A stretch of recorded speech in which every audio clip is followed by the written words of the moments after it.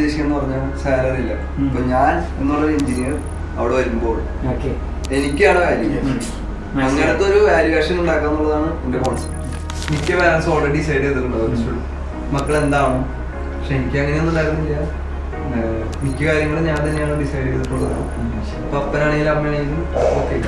ഞാൻ വളരെ സന്തോഷം ഉണ്ടായിരുന്നില്ലേ, അവനിതൊക്കെ അവൻ തന്നെ കണ്ടുപിടിച്ച് അവന്റെ രീതിയിൽ അല്ലേ. ഞാൻ ഇതിനെ കുറിച്ച് കൂടുതലൊന്നും അവൻ പറയുന്നു, നമ്മളത് അംഗീകരിക്കും. പിന്നെ ഈ ഒരു ESC ഇപ്പോൾ കേൾക്കാത്തൊരു ഏജൻസി ആയിരിക്കാം, മേ ബി ചിലപ്പോൾ കേട്ടിരിക്കാം. അങ്ങനെയാണ് വീണ്ടും ഈ ഇവിടേക്ക് വരുന്നത്. ഇവിടേക്ക് വന്നപ്പോൾ നമ്മുടെ ഉള്ളിലൊരു ഇത് എങ്ങനെയുള്ള ഏജൻസി ആണ്. പിന്നെ ഓഫീസിൽ വന്ന് കണ്ട് ആളുകളുടെ ഒരു സംസാരത്തിന്റെ അടിസ്ഥാനത്തില് ഒരാളെ സംസാരിക്കും, കുറച്ച് ആളെ കുറിച്ച് മനസ്സിലാവും. അപ്പൊ ഞങ്ങൾക്ക് ഉറപ്പായി നല്ലൊരു ഇതാണ്.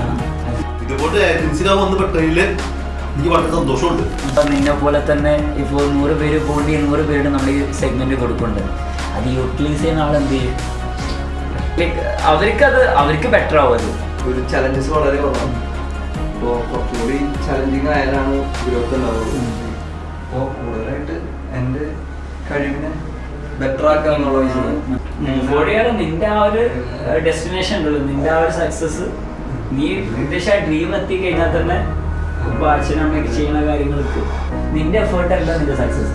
അച്ഛനെ അമ്മ കൂടെയുള്ള നല്ല സുഹൃത്തുക്കൾ അല്ലെങ്കിൽ പല ആളുകളുടെ ലൈഫിൽ അതിൽ വരും. ആ ഒരു പെർസ്പെക്റ്റീവ് ഉണ്ടായിക്കോട്ടെ. നല്ല രീതിയിൽ പഠിക്കുക. അങ്ങനെ അക്കാഡമിക് പരമായിട്ട് എന്തെങ്കിലും സപ്പോർട്ട് വേണമെങ്കിൽ ചോദിച്ചുകൊണ്ടു.